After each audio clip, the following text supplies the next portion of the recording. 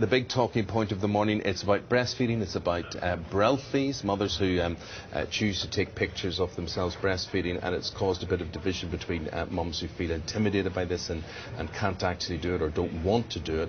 But this lady, together with our doctor, Dr. Mona Mansouri, is Denise Sumter, and Denise breastfeeds her daughter. Yes, absolutely, that's okay. What is unusual is that your daughter is how old? She's 7. She is 7. Now, not only are you breastfeeding your daughter at 7, you've got a son, Beau, who we'll see here, we'll see these pictures here, who is 2. So you have got it coming at all angles from you, basically. How draining is this for you? Not at all. Breastfeeding, once you get used to it, it's supply and demand, it's pretty easy, and you know, so no special effort particularly, or you know, huge amounts of calories are required. I mean, you know, yeah, it's the usual thing. Your body adapts to breastfeeding. Yes, now that's the usual thing. What may be deemed as unusual, of course, is the fact that Belle is 7 years of age. Yeah. How do you... This must restrict you and what you can do during the day. And what effect do you think it has on Belle? Not really. It doesn't restrict me at all. Breastfeeding a 7-year-old is very different from breastfeeding a newborn, or indeed a child of 1 or 2 or 4. Because when you don't forcibly wean your child, when you let them wean naturally, it's a very gradual, slow thing. So, for instance, she may ask for milk once a week, or she may ask twice a day.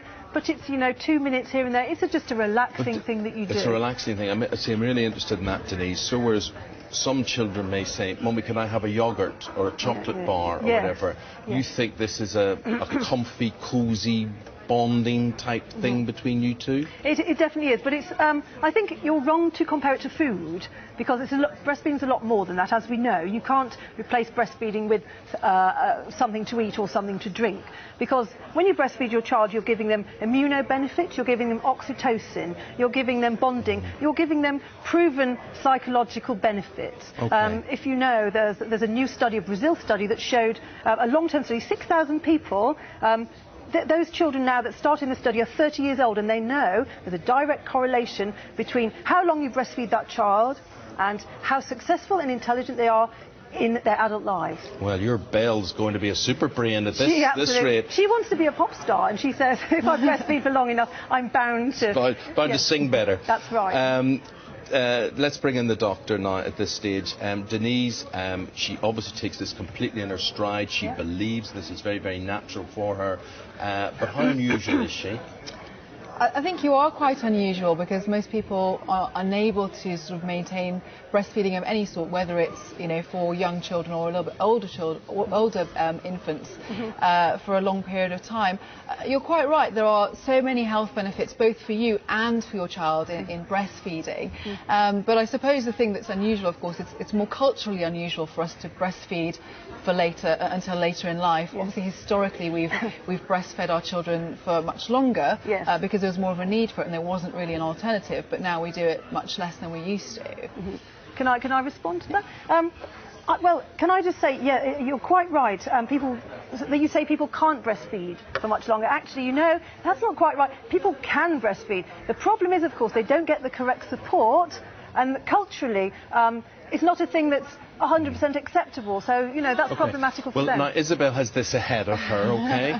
I just wanted to ask firstly, because I know you've said, Denise, that you will only stop breastfeeding your children when they stop asking you for breast milk. What if they never stop asking? When will you draw the line? Right. Well, the thing there is, we know that there aren't really any teenagers or adults that actually breastfeed. We know with jaw development and as the immune system becomes a standalone thing. So up to 12, up until they're teenagers. I've no idea. The average upper age, if anthropologically the studies say, around about 8. So of course there are going to be people that go beyond that average, and I know some personally. And when you say unusual, actually, I know hundreds of people, thousands of people online, you know, in various groups who breastfeed their children to Denise, 4, 5, 6 will and beyond. Belle decide this, do you think, or you? You think Belle will decide this? To stop? Belle will decide. Belle will decide. Yeah. See, because there could be a worry that you're keeping her like a baby almost by doing this. I think you'll find, if you know my daughter, she is so confident and so, you know, she is very independent, and most of the time she's like, no, Mummy, I know what I'm doing. Leave me to get on with whatever it is. So. Well, fascinating talking to you. Thank you very much indeed. That's Denise Sumpter, and she still breastfeeds her 7-year-old child. Thank you very much indeed for talking to us. Thank you very much.